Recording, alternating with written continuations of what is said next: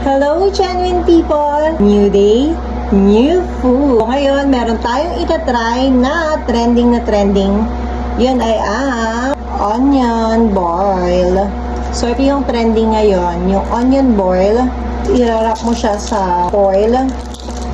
Tara, samahan niyo ako. So, first, babalatan natin tong onion.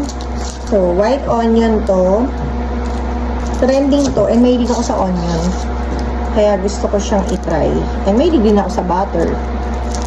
Ito niyo ba?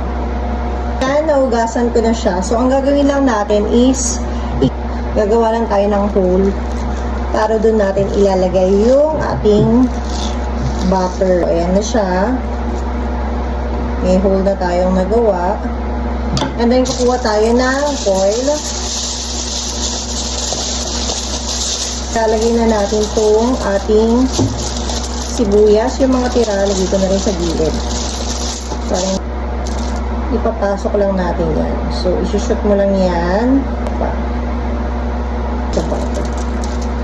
So, and then, maglalagay tayo ng salt and pepper. Pepper ito na may salt na. Ay, ang dami. Kung gusto nyong herbs and spices, pwede naman. Konting rosemary. Piliin natin si rosemary. And 5 spice powder. Ng normal na pepper. Sesame oil. Tapos ito yung Korean pepper. Chili pepper. O, maglalagay tayo ng asin.